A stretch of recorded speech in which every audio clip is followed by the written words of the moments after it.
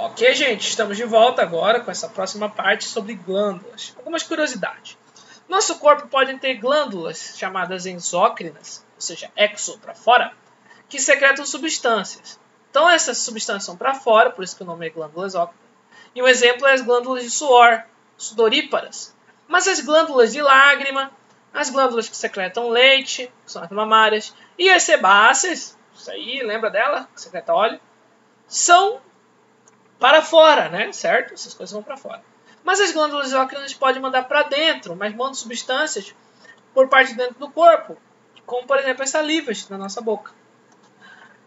Então, só para vocês terem uma ideia, uma glândula exócrina é uma abertura de células e ela manda secreções para fora. Na glândula endócrina, quer dizer, endo, dentro, os hormônios são diretamente para os vasos sanguíneos. Isso mesmo, para aquele crescimento, regulação. Se você lembrou, né? Parabéns. E também tem os vasos linfáticos, né? Também.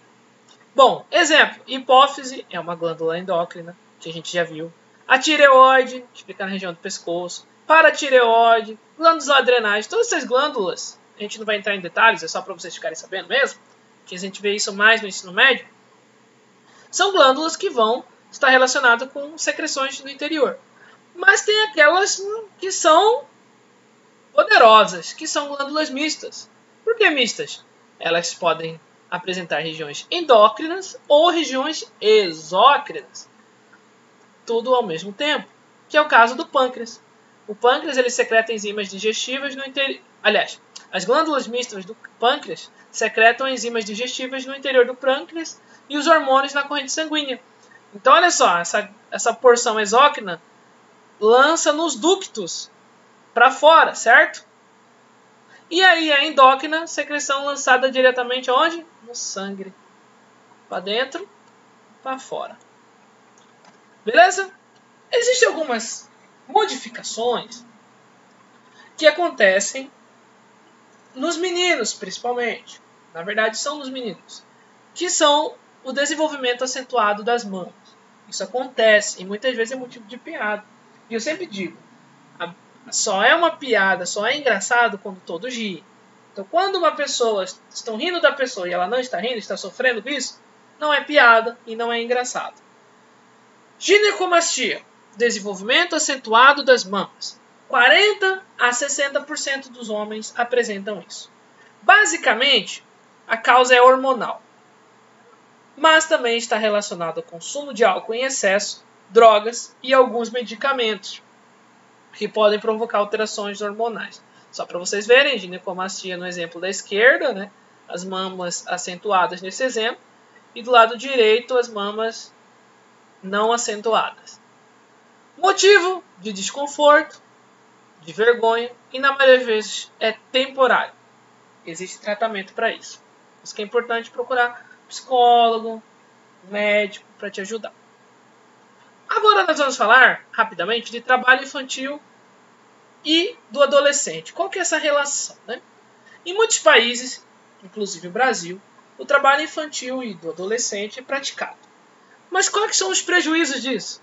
O trabalho nessas duas fases vai impedir crianças e adolescentes de viver as transições que a gente discutiu, de aproveitar, de entender essas modificações. E aí pode assumir algumas responsabilidades que são de adultos. Ah, professor, então eu não posso lavar louça? Então eu não posso limpar a casa? Trabalho infantil. Trabalho fora de casa. Aquele trabalho, né, que seu pai sai de casa e vai... Seu pai e sua mãe saem de casa buscar o sustento. É esse tipo de trabalho.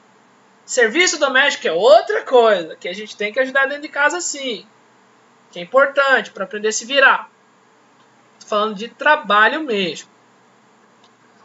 No Japão, por exemplo, algumas responsabilidades acabam levando a um caso extremo, que é o suicídio.